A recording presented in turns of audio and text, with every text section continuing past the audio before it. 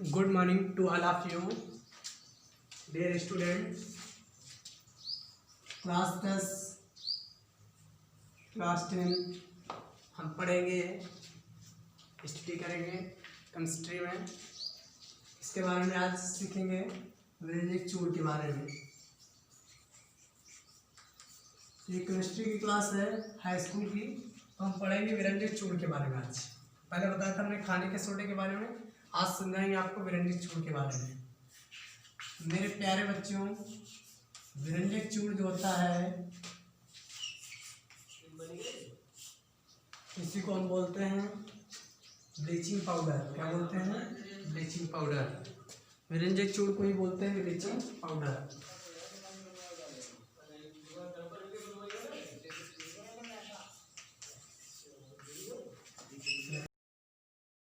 और इसी को कहते हैं ब्लीचिंग पाउडर।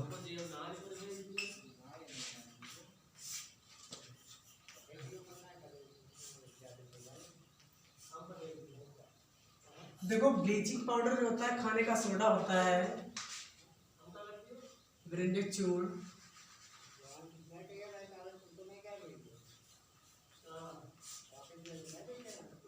हमने पढ़ाया था खाने का सोडा है, उसमें शायद हमने ब्लीचिंग पाउडर उसमें लिख दिया था, ठीक? तो वो क्या है?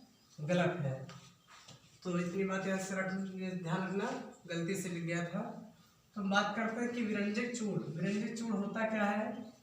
विरंजक चूड़ का सूत्र क्या होता है? सबसे पहले रासायनिक सूत्र की बात करें अगर विरंजक चूड़ की, तो इसका सूत्र होता है CaOCl2। क्या होता है? CaOCl2। ठीक। अब अगर हम इसके रासायनिक नाम की बात करें, रासायनिक नाम क्या होता है? Chemical name. तो इसका रासायनिक नाम होता है कैल्शियम क्लोरोहाइपोक्लोराइड। क्या होता है? Calcium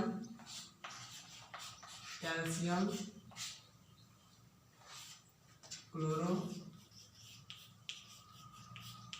hypochloride.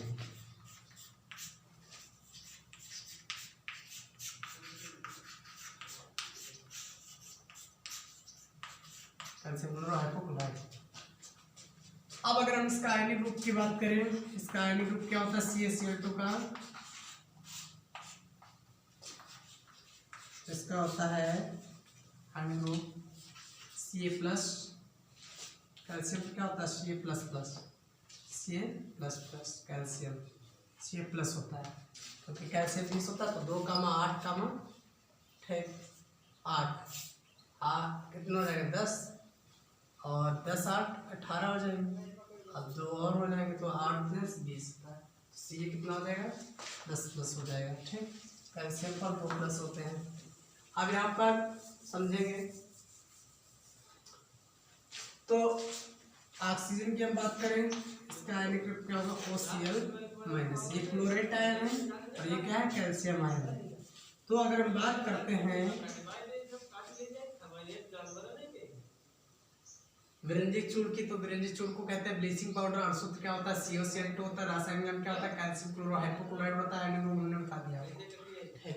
तो अगर हम बात करते हैं कि ब्लीचिंग पाउडर को कैसे बनाया जाता है, कैसे बनाएंगे ब्लीचिंग पाउडर को, बनाने की विधि क्या होती है ब्लीचिंग पाउडर, समझेंगे। इतनी बात तो समझ में आ गई होगी आप सभी के।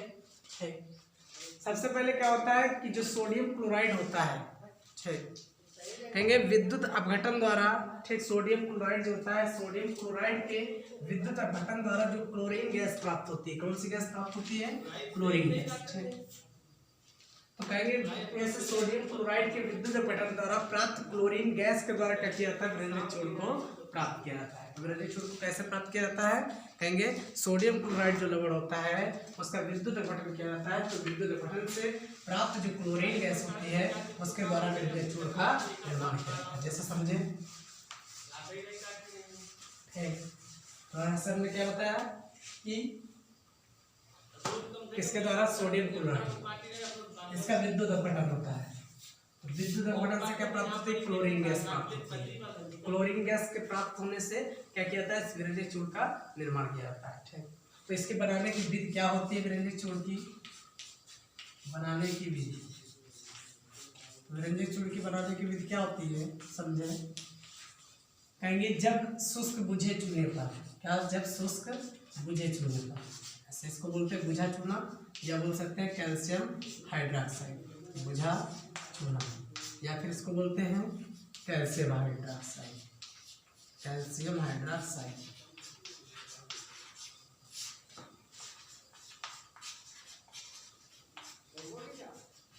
तो जब शुष्क बुझे चूने पर है, या कहेंगे कैल्शियम हाइड्रोक्साइड पर क्लोरीन गैस को प्रवाहित किया जाता है। किसको प्रवाहित किया जाता है? क्लोरीन गैस को। जब शुष्क बुझे चूने पर क्लोरीन गैस को प्रवाहित किया जाता है, क्या बनता है? कैल्शियम क्लोरो हाइपोक्लोराइड, CaCl2 बनता है। क्या बनता है? CaCl2। बाहर क्या रहता है? H2, जल बाहर रहता है। क्या बाहर रहता है? जल बाहर रहता है। बैलेंस करो भाई, CaCl2 हो गया। अब हाइड्रोजन इधर 2 है और इधर हाइड्रोजन कितने हैं? 2 हैं। ऑक्सीजन के अणु 1 और 1 2 है, इधर भी कितने हैं? 2 हैं। क्लोरीन कितना है? 2 है।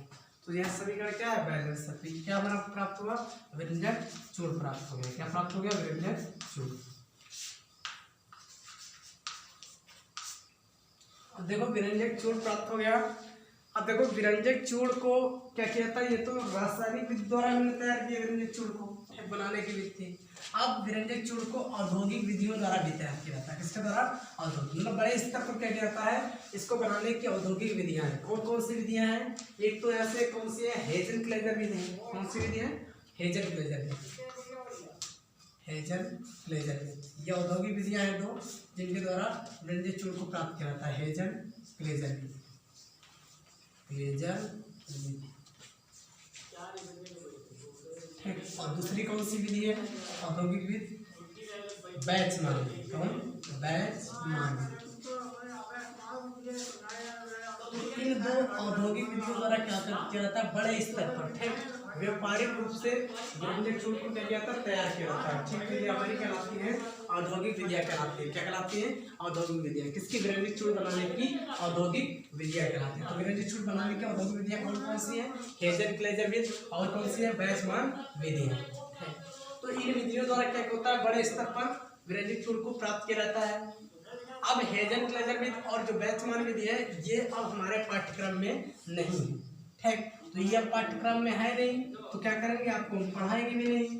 ठीक, थी हम पाठ्यक्रम में तो पढ़ाते थे, ऐसे इस बार तो है नहीं, तो ऐसे क्या करेंगे? इनको ना पढ़ें। ठीक, इससे अच्छा आगे की चीजें हम सीखते हैं। ठीक, तो समझे।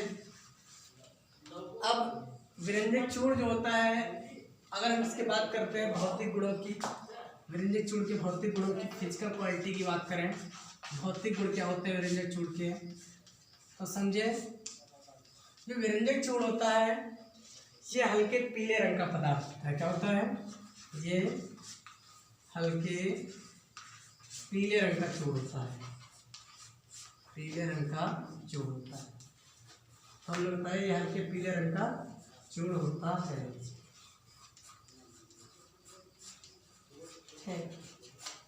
नंबर 2 ऐसे क्या कहेंगे? नंबर 2, ये जल में विलय होता है। ये जल में विलय है, जल में विलय।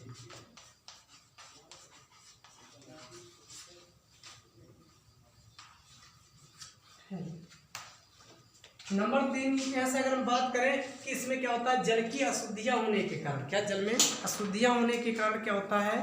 ये जल में क्या होता है? पूर्ण रूप से घुल नहीं पाता है। जल में क्या होने के कारण? ठीक, अशुद्धियां होने के कारण ये जल में क्या होता है? पूर्ण रूप से घुल नहीं पाता है। इसलिए क्या होती है? इसमें क्लोरीन जैसी गंध आती है। कैसी गंध आती है? क्लोरीन जैसी गंध आती है। तो बात समझ में विरंजक चूर्ण में है, मतलब कभी क्लोरीन उपस्थित होती है। तो हमने बताया कि ये हल्के रंग का चूर्ण होता है, क्रिस्टली।